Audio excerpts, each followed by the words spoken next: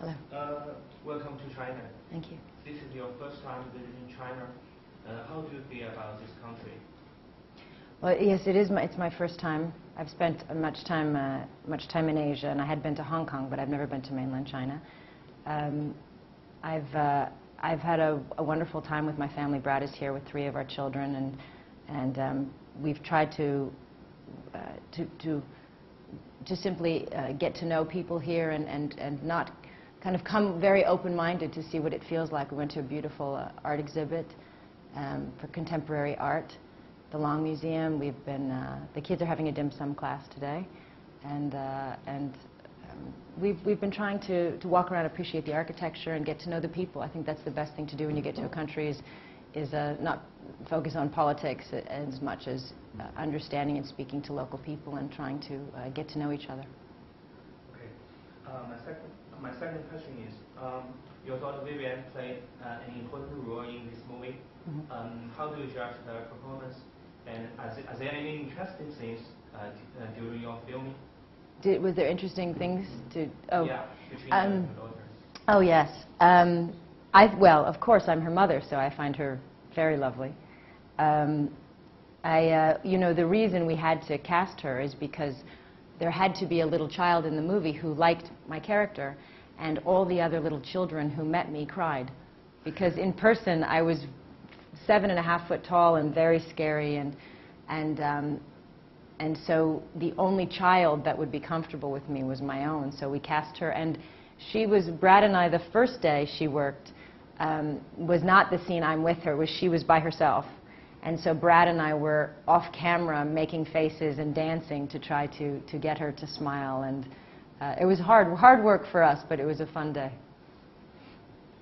Okay. In the past few years, there are a lot of dark fairy tale stories in Hollywood, like Snow White Huntsman, like Mirror Mirror, and now we have Maleficent. What do you think is the biggest difference between Maleficent and all these kind of movies? Well, I think Maleficent at its core has a very we didn't go into it trying to make it dark. We went into it trying to show the humanity and the love, and so when people with their children walk out of the theater, they actually feel, I think, more emotion than they're expecting. There's many deep themes, and part of, I think, the story of Maleficent is not how angry or evil she is, but what caused her to become that way. And I think everyone can identify with being bullied or marginalized or made to feel bad about themselves. And then it takes a while to be able to come back to love and openness and kindness. So I think it's a very universal, it has very universal themes and very deep emotions to it that I think are a little more than some of the other films. All right. And there's an original story and this new adaptation. Which one do you prefer? Well, I prefer this not because I'm in it, but because it has more to the story. It tells you more. It unlocks many secrets, and I think in the original, my character was simply evil, and so she wasn't as complex as she is now. And same with Aurora. I think the princess in the original was not as progressive and active. She was waiting for somebody to come save her, and this Elle's character is elegant and lovely, but also has a strong mind. And you've now directed 2 movies and 1 documentary, and any plan for your?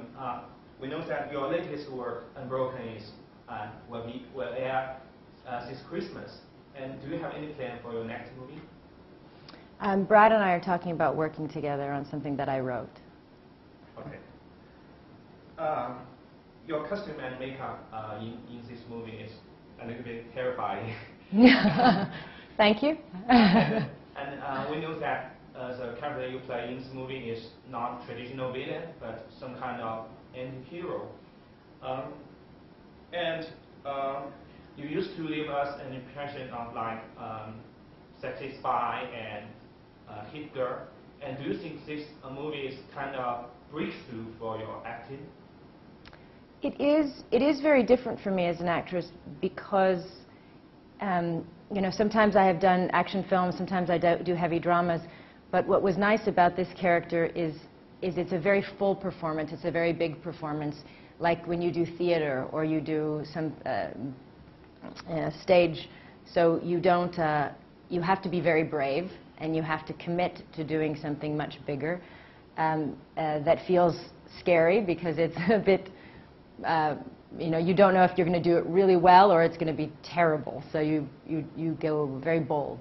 And I think maybe it's also more of a character that's a little more maternal than I've ever played. She does do a lot of action and she is kind of fun, but she's also very much a woman, not a young girl. She's a woman. Okay.